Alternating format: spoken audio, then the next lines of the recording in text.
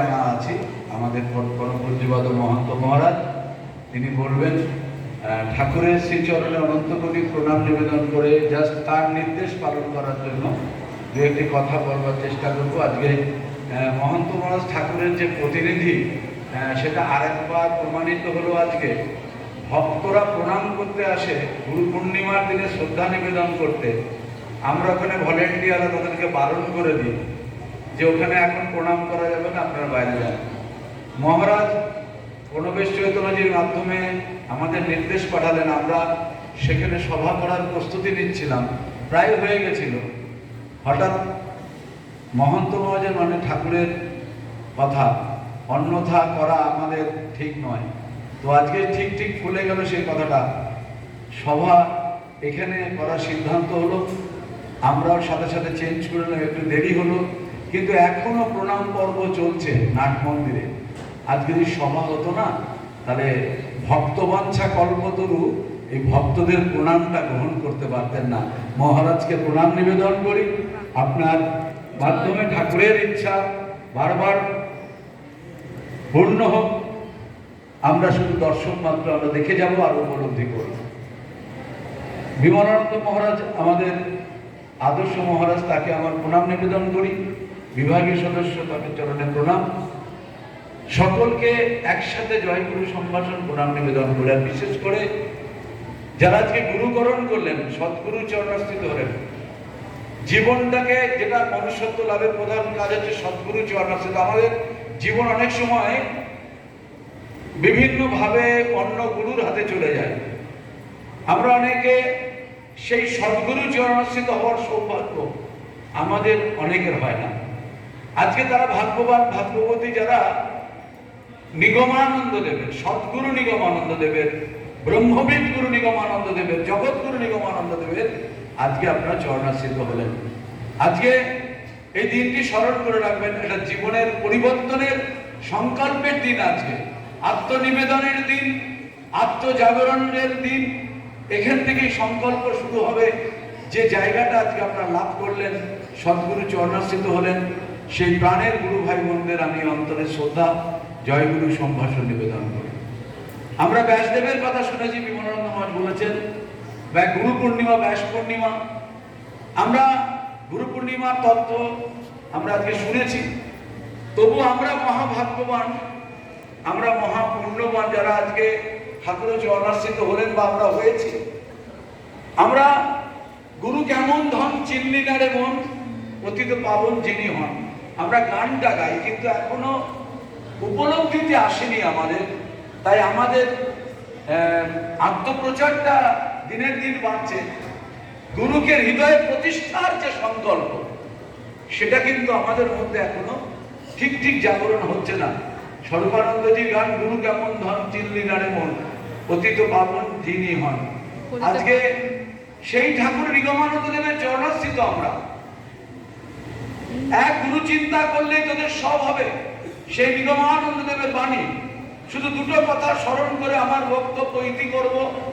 ঠাকুর এক প্রশ্নের উত্তরে, ভক্তদের কিছু ভক্তের প্রশ্নের উত্তরে তিনি বলেছিলেন, তোমরা মনে করো ব্যাস বশিষ্ঠ পরশরৎ থেকে বোধহয় কি বলেছিলেন, আর কেউ বোধহয় বড় হতে পারে না, এই যে তোমাদের ধারণা। তোমরা মনে করো, কিছু কথার পরিপ্রেক্ষিতে ঠাকুর, এটা আমি সময় নষ্ট করবো না সেজন্য বলছি, তোমরা মনে করো ব্যাস বশিষ্ঠ পরশরৎ থেকে বোধহয় আর কেউ বড় হতে পারে না। জেনে রেখো তাদের জ্ঞান রাশি কিন্তু জীর্ণ করেছি, উপরন্ত আরো কিছু জানি। এ কথা কে বলতে পারে?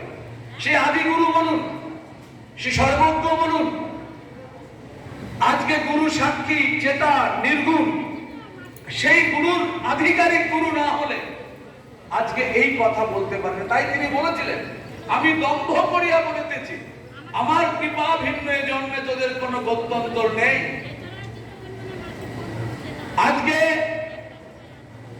আজকে ভগবান জানে না ভগবান কে, কিন্তু আমি জানি আমি কে। নিগমানন্দের বাণী।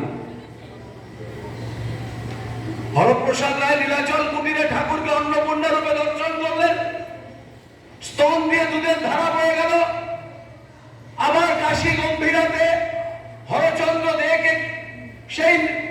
সন্ন্যাসী, নবীন সন্ন্যাসী নিগমানন্দদেব অন্নপূর্ণা রূপে দর্শন দিলেন। তাই আমরা সর্বদেবময় গুরুকে পেয়েছি, আমাদের সৌভাগ্য। আজকে আমরা আনন্দিত, আমরা গর্বিত। কিন্তু শুধু গুরুকে পেলে হবে না, গুরু স্তুতি পাঠ করব, কিন্তু গুরুর নির্দেশ পালন করব না, এটা যেন আমাদের মধ্যে না আসে। আসুন আমরা আজকের এই দিনে আমাদের সংকল্প হোক, আত্মজাগরণ কিভাবে করব। আমি জীব নই, আমি শিব। আমি ক্ষুদ্র নই, আমি বৃহৎ। ঠাকুর যেটা চেয়েছিলেন, আমি কি করে হব? আমার ভেতরে যে ষড়রিপুর যে তাণ্ডব চলছে, কাম ক্রোধ লোভ মোহ মদ মাৎসর্যের যে তাণ্ডব চলছে, আমি তার থেকে কিভাবে নিস্তার লাভ করব? ইন্দ্রিয় যেভাবে আমাকে বিপদে টেনে নিয়ে যাচ্ছে, আমি তার থেকে কিভাবে নিস্তার লাভ করব? এই প্রার্থনার দিন আজকে।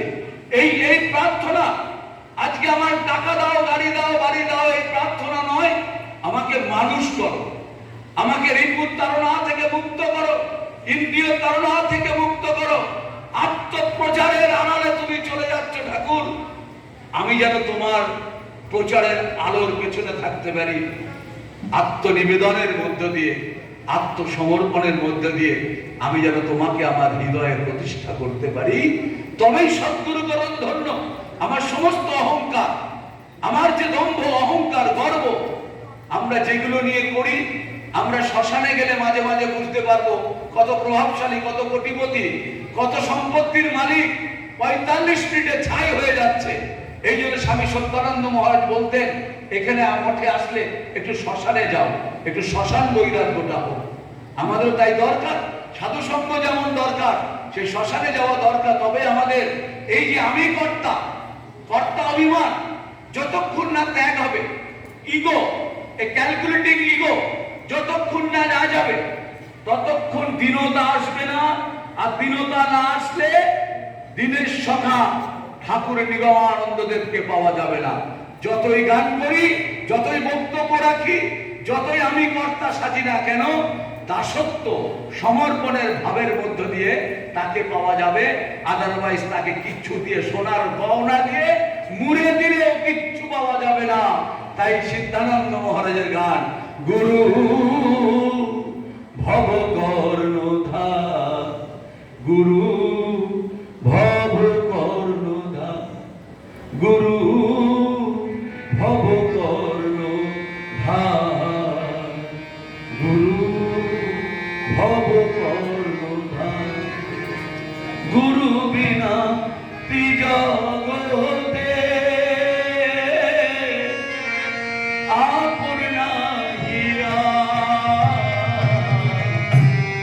গুরু ভব কর্ণধার, গুরু ভব কর্ণধার,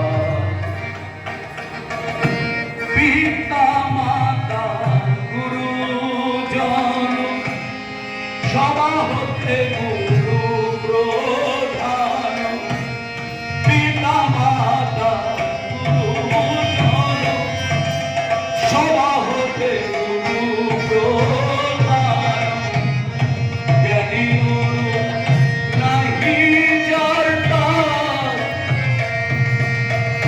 জ্ঞানী গুরু নাহি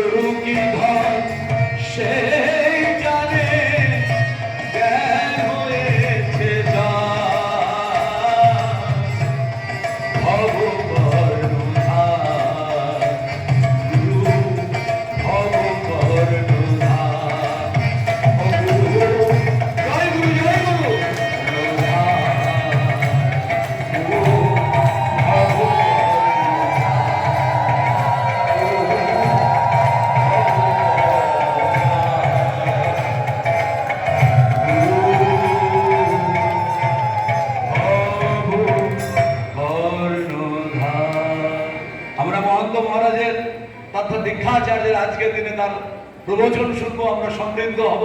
বিমলানন্দ মহারাজের কথা শুনেছি, আগে বাণীর প্রসাদ, তারপরে অন্ন প্রসাদ।